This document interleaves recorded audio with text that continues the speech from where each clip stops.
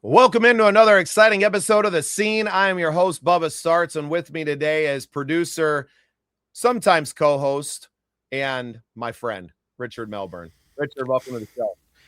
And songwriter. I'm a songwriter, I suppose, before producer. Well, you just have too many damn things going on, brother, so forgive me. I do. I like a full plate, though. It's just, it can get a bit too full sometimes when you got artists ringing you at God knows 5 a.m. from Africa to tell you how great your song is. It's like, you all right? Yeah, good. Appreciate it. Yeah, DND. I'm going to tell you right now, Richard Melbourne, my phone lives on it. So before we get into everything that you're working on, I know that, obviously you've become a big part of the Scene projects and the Phoenix Rise family here recently. But before we get into all of that and these incredible opportunities that are befalling you right now, just want to get a little bit of your backstory out there, and then we'll pick it up from there. Sure. So I was born in South Yorkshire, very working class upbringing, to a single mother, and I got bullied a lot at school. And when I was 14, I got given a guitar for Christmas, spent the next 6 to 8 months learning everything from what we start with, which is Smoke on the Water, to Beatles, to everything, Oasis. I was a big Oasis fan when I was younger, Foo Fighters and stuff like that. And then there was an expressive arts evening at school, like at Christmas. I got up and did 3 songs. One was Blur Song 2, I think one was Little Richard, and a Christmas song. And then from that day forward, nobody ever picked on me again. After that, it was like the script flipped, and I realized that music was my passion, and I was writing songs since day one. So the first day I got a guitar, I wrote a song. It wasn't very good. I can't remember which one it was, but I should probably remember, to be fair. But yeah, and then I was writing music up until probably 2000 and what was it, 6, 7, 5? No, 5. It would have been 5. And in 2005, I started a band called No Avey on the TV. We sort of came up in that Sheffield scene with Arctic Monkeys, Melbourne, Little Man Tate, Reverend of the Makers, all these sort of bands that were coming out of Sheffield in South Yorkshire at the time. It was a big scene. It's like when Manchester was in the 90s. It was like Sheffield in 2005, 2006 was like the scene. And we sort of came up with that. We started touring. We played O2 Wireless Festival with The Who. Watched a football match with Roger Daltrey, which was highlight of that. And then we did a music video. We won this competition called Road to V, which was on Channel 4, which is like a big channel in the UK, and we came second on that. And we sort of did a lot of touring, but we were a wild band. We were drinking a lot, doing a lot of sleeping on people's floors, touring in vans and stuff, and got to 2008 and I was just burnt out. Went out on a night out, met a guy, offered me a place in university as a digital designer, and sort of changed careers. Went to university just randomly overnight. I've been a designer ever since. And then in 2018, picked a guitar up again, realised that passion was still there, and just started writing again, and songs just started flowing ever since. Probably got about 60 songs now written that are just sat there that are decent. I'm starting to bring them to fruition now, but yeah, that's pretty much it. And then probably the last couple of years again, been really just hard at it, just producing, writing songs, playing guitar, just everything. Yeah. Been at this a long time. What changes, and this is going to be a 2-parter, right? What has changed for the better, and what has changed for the worse? Well, I mean, there's been bad changes and good changes every generation, going back to when Dylan went electric to, coming forward to CDs, to Napsters.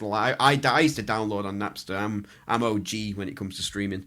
Trying to download Dr. Dre all night, and your mum picks the phone up and cuts it off.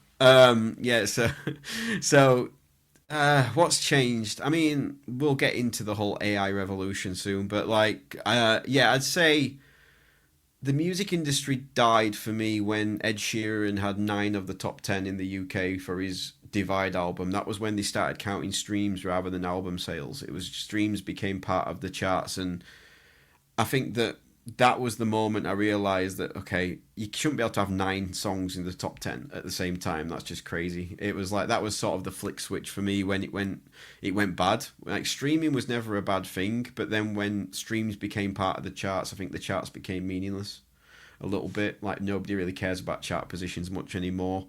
I think that the fact that people talk about why people don't go into a studio for a year anymore and write an album and record an album. There's no money.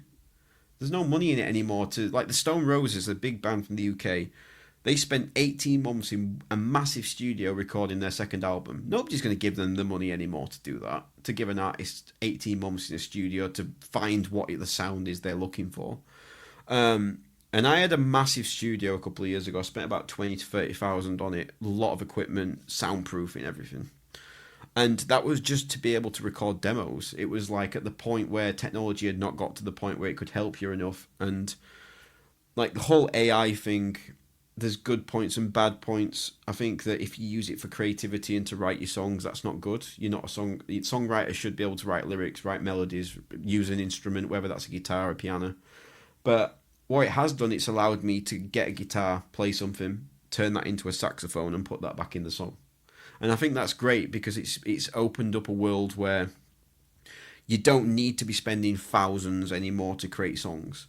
So I think AI should go into a plugin for Pro Tools where it masters your song for you, it mixes your song for you, or you say, take this layer and change it into a saxophone, take this layer and change it into a piano, whatever, and integrate it like that, like you do Native Instruments or Waves or something like that, and make it for people who actually write music rather than create me a song about ketchup or something. You know what I mean? Just make it a tool for artists rather than a tool for anyone to use, because I don't think people have a problem with AI. I think people have a problem with the amount of AI that's coming out, the amount of songs that are flooding out from everybody, whether you're a songwriter or not.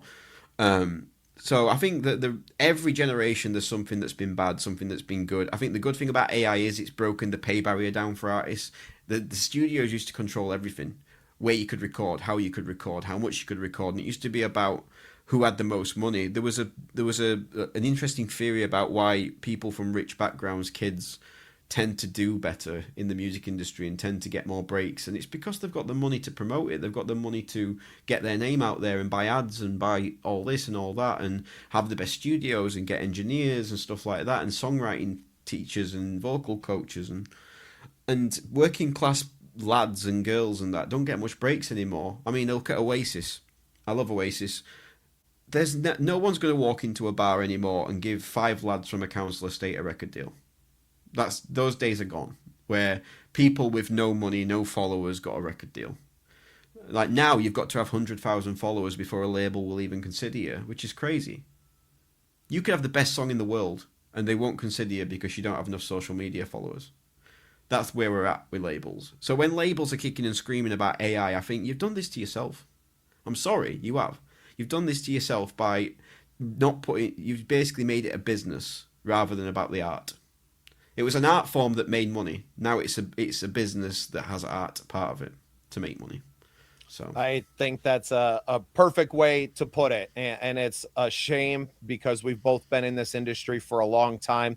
You know, similar to myself, right? We never really truly made it. We got to do some really cool things along the journey, but never made it to a point where it was going to be a long-term career for us. And I think that both of us probably could have made it had we been born a decade earlier, right? Had we caught a wave in the 80s where bands were still getting signed and doing things, we would have been talented enough to do that. But happenstance, born a decade too late, that our coming of age was also in the age of the music industry floundering and now being all but dead, to the point that the sharks are just eating the sharks. Right. The major labels are buying up the other major labels, and Netflix is buying iHeart and all of these massive mergers and acquisitions that have been happening over the last 12 months that I know a lot of artists probably don't follow, but it tells you where things are going. And I think one positive that's going to come out of it is a thirst for organic music again, for organic fan bases, for smaller communities. Will you be selling out the O2?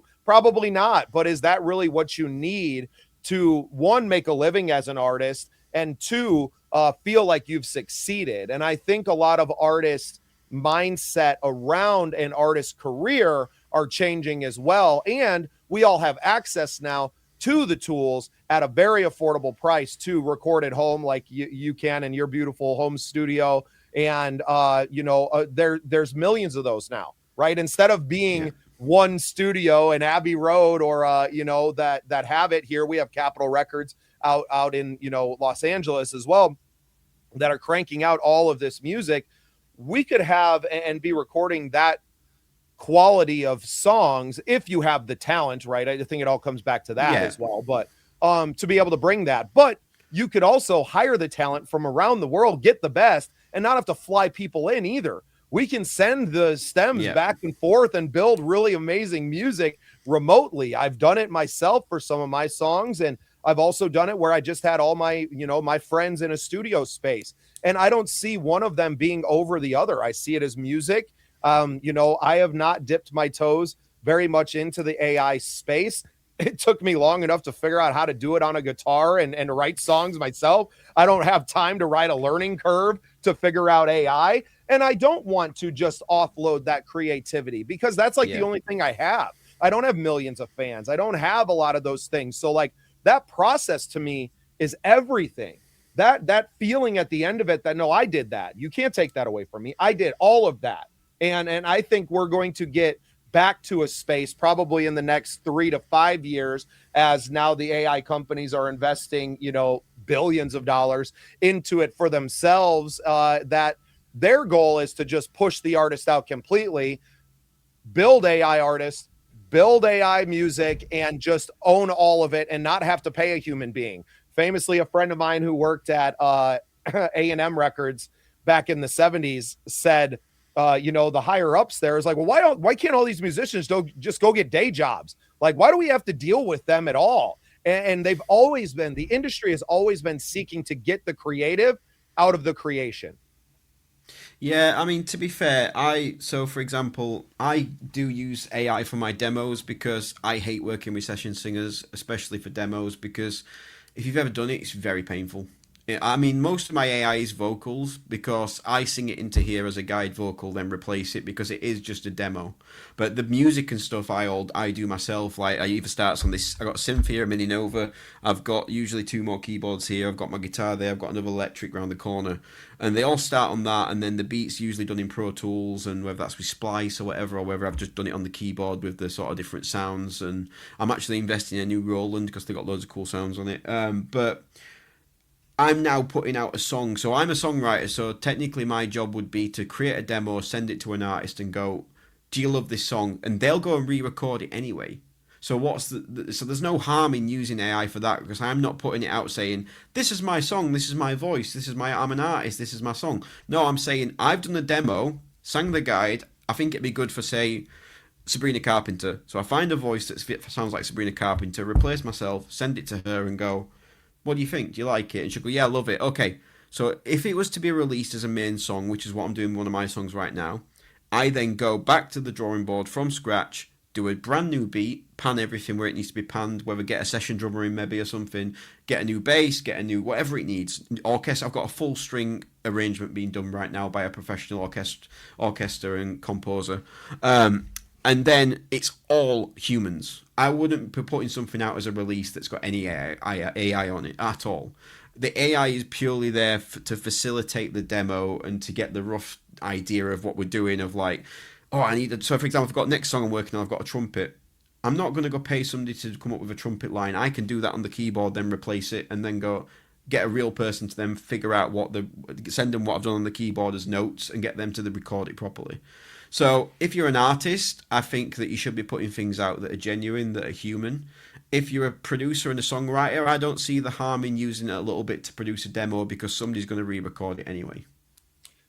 But unfortunately, what we have is all of these, I would call hobbyist songwriters and people who are fresh to it that plug something into Suno and are like, I wrote a song and I got this. And then they're like, I can put it on Spotify, so I'm going to do that. And what they don't realize is that they are devaluing all of music because of the way that these companies are set up and how they pay out, that you're putting your song into a pool with something that somebody spent hundreds of hours creating and putting out there to the world, and went through all of those painstakingly hard moments to do. And so that's the double-edged sword of the AI usage, right? I agree with you, Richard. And I think it's incredible that people that don't have musical talent, to be able to get the song that's inside of them, those feelings that are inside of them, outside of them. I just don't think it's right that they should be able to then release that out into Spotify and devalue our creations because we do it in the old way, I guess, the old-fashioned way of actually playing instruments. If I was to speak to Suno and sit him down, I would say, right, you need a free version or whatever low price version that people can write me a love song that gets tagged one way. And then you have a version that you pay $500 a year for or something that's a professional music version, which makes people upload a reference. So you can't just say, create me a love song. You've got to upload a song already done or a guitar or anything, some sort of audio reference that's got to be uploaded. And it gets tagged a different way where it's said, this is using some AI, but it's done by a person who's a musician, and it gives you the option to get rid of vocals. You can have an instrumental, you can take out tracks rather than having one render that's just a render. Everything's a separate track, so you can just take the bass off or whatever, and you can mix the real with the AI, but it's done by somebody who knows how to make music, and this is a professional version that's integrated with Pro Tools for the musician. And then you've got this other version which is not allowed onto Spotify, which is not allowed to be used to upload onto streaming and stuff like that, because you can tag files now with different tags that say this is allowed, that's not allowed. We do have that technology. So I think that there is room for AI moving forward. We already have AI mixing and mastering going on. It's not great. But I still wouldn't use it even if it was. I'm thinking about this song that I'm doing. I said to you before the show, I'm actually inquired at 2 studios to get this mixed and mastered. Abbey Road and Rockfield. So the place where the Beatles went and the place where Bohemian Rhapsody was done, because I want this song to be the best it can be. Also, I just want to sit at that piano and play Bohemian Rhapsody. That's my dream. So, but I still think though, even a human engineer, they're like an extra session musician to me. A human engineer because I can produce to a standard. I still am the one who gets all the elements back and goes, right, that should go there, that should go there, cut that bit out, I don't want that, I want that. And I will produce the whole arrangement, and then the final mix will be done by a professional mixer who's been doing it for 10,000 hours or whatever in a professional studio, because that's like hiring another session musician. They're good at what they do. I'm good at ideas, I'm good at writing, I'm good at knowing where to put things. But I don't know what compressor to use on what thing and all this stuff. That's their job. You know what I mean? I like to work with people who know what they're doing, and I would never proclaim to be the best at everything. I just know what I'm good at, and then I hire people who are good at other things to work with me, sort of thing. Well, and that kind of brings us around to why the Scene Projects and the Phoenix Rise, the Scene Projects Academy and this community that we're building, that you're becoming such an integral part of, are showing so much success in a short amount of time, right? It's hard to believe looking back that AJ and I just met each other 6 months ago, right? And you even less, and all these new artists that are coming in through the podcast of Unsigned Spotlight, and having the ability to connect with so many artists, and then reaching back out to them and having it when we need a vocalist, that you're no longer just scouring the internet. We're able to go to our community and to say, hey, we need this, this, and this. Is that you? And people are able to respond to that. And having seen success in that in a very short amount of time gives me a lot of excitement for the future of what we're growing, and to get back to creating music with other humans, having the ability to create the demos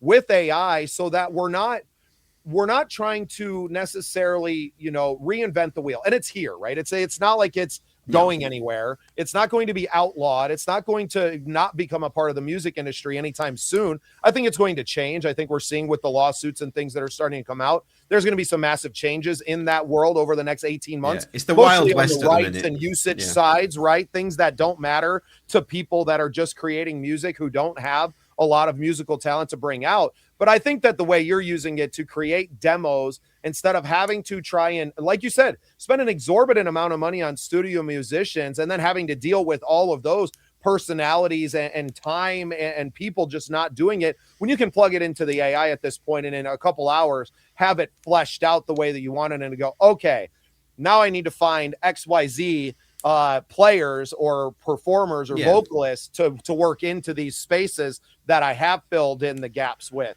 And I don't find anything wrong with it. Honestly, I don't find anything wrong with the creation with AI for people that know nothing about music. I don't have a problem with it. What I have a problem is that they have an open platform to be able to release it, which devalues the work that you're doing in your studio. Like, they're not the same thing, right? No. And I think that what we're working very hard now to do is to find that distinction, right? And what are we going to do? But it's fine. I mean, it's not a big deal. If people are going to listen to it, great, right? They've already devalued the music industry for artists to the nth degree anyway, right? So it's not that big of a deal, but there's still a little bit of, there's still something in there. And I don't know if I necessarily feel it in like I don't know if I feel it on a personal level, right? I don't know that I don't care. If you're creating something, I think that's wonderful. But, and I'm not making any money off of my Spotify streams. The 12 monthly listeners that I have aren't moving the needle for me in that platform.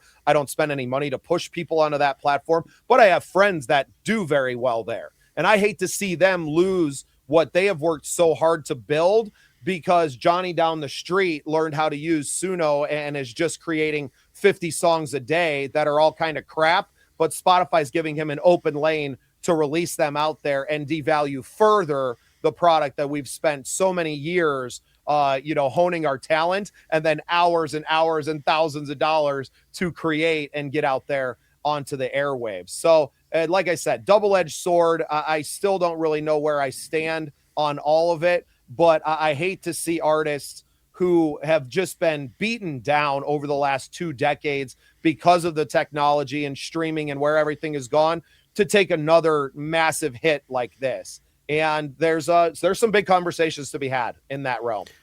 Yeah, and it's sad because a song like Too Little Too Late that I've got that I wrote about domestic abuse and physical abuse, AI can't write about that. That's a life experience that you have to go through, the emotion, and people feel that. They feel when a song was written by AI and when somebody wrote it. They do, and that's the problem. It doesn't matter what it sounds like. And I think I can tell whether a song is AI or not, and the lyrics usually give it away to me. Like the not the vocals, the lyrics, because it's still not very good at writing lyrics. Because lyrics, it's like writing poetry. It's a human thing. Like life experience goes into lyrics like it does poetry and stuff. So you can. The funny thing is, the people I've seen kicking off about it are all singers. There's no guitarist going, AI's taking my job. There's no drummers going, AI's taking my job. It's all singers. So I don't know what the correlation between that is, but I've seen a lot of vocalists really vocal about AI, but like none of the other musicians are going, I'm a guitarist, and I'm like, whatever. I know what I do well, so I'm a songwriter.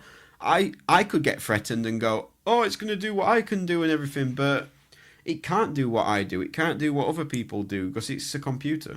Humans it can't express itself. It can't express the human experience, which is what music at its essence is. And that's why I don't feel threatened and why I support people that are out there creating.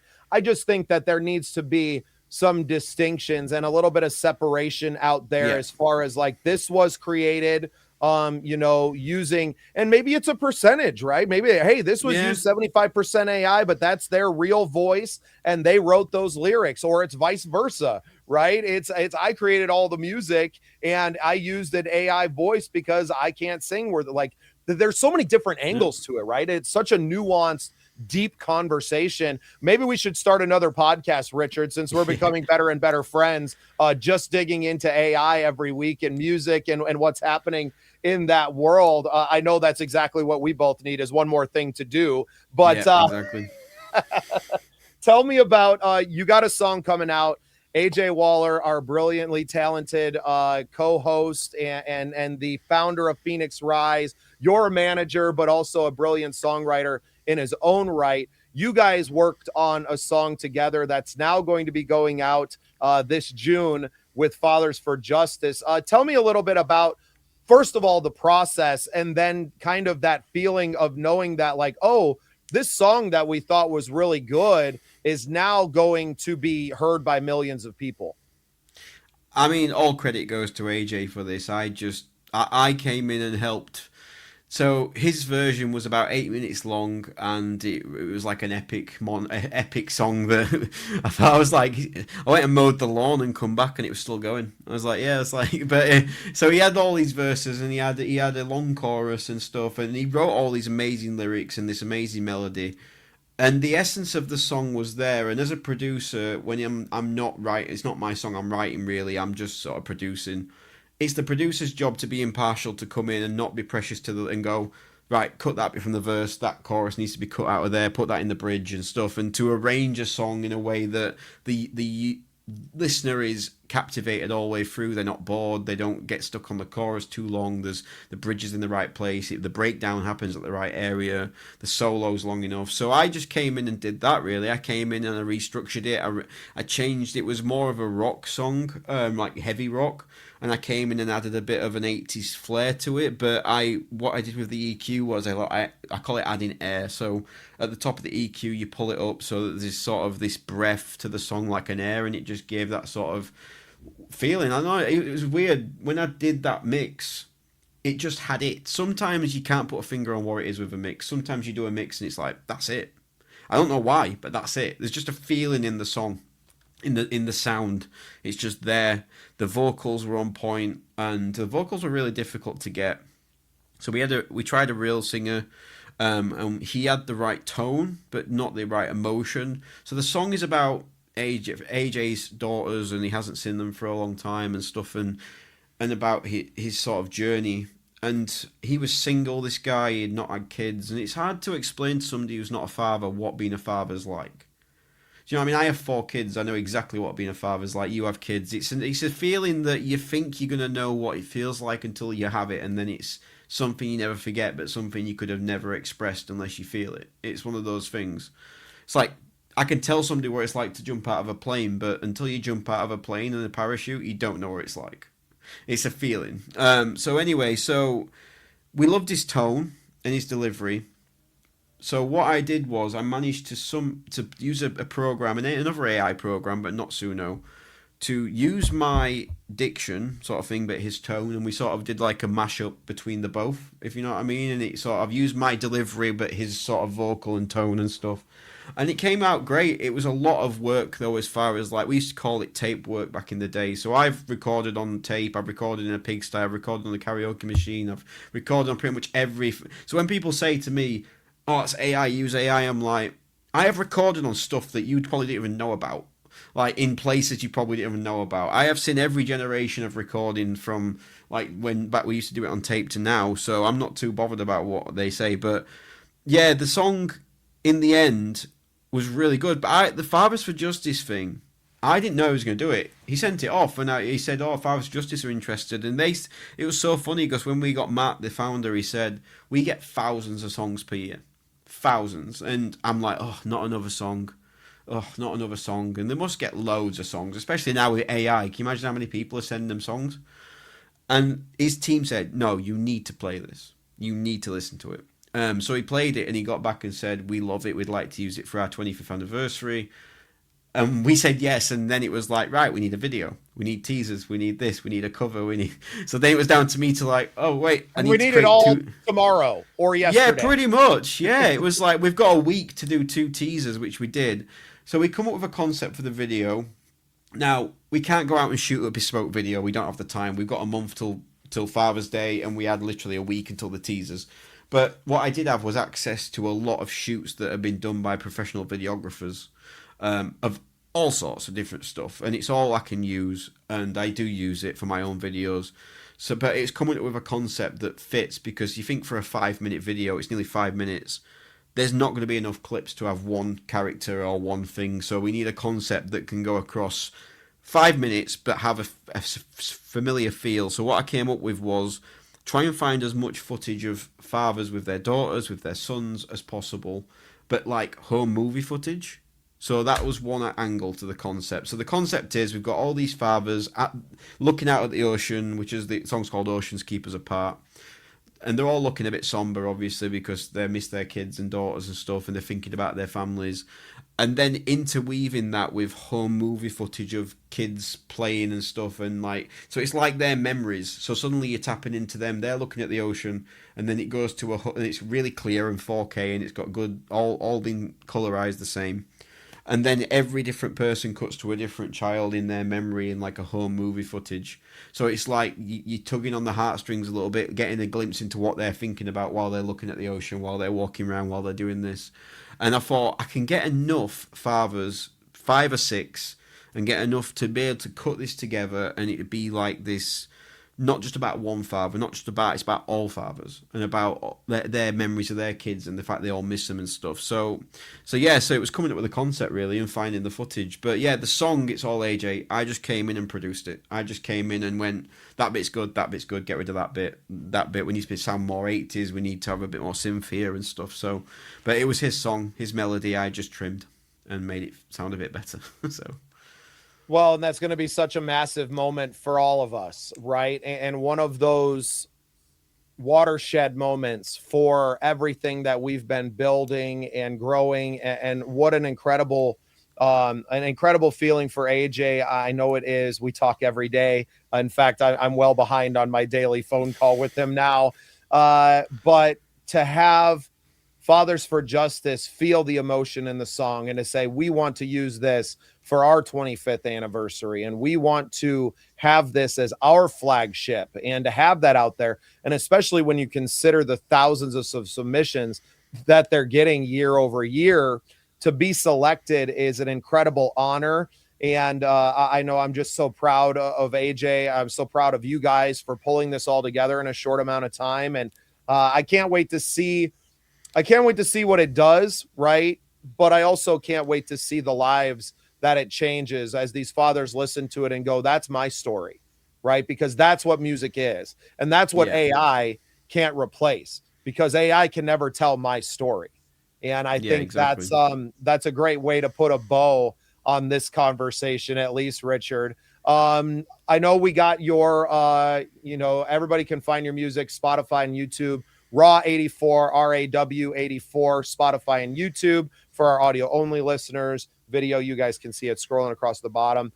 Richard, it's been an absolute pleasure getting to know you over the last few months and getting to actually spend some time with you here chatting today. Anything else that you want to plug before I let you go?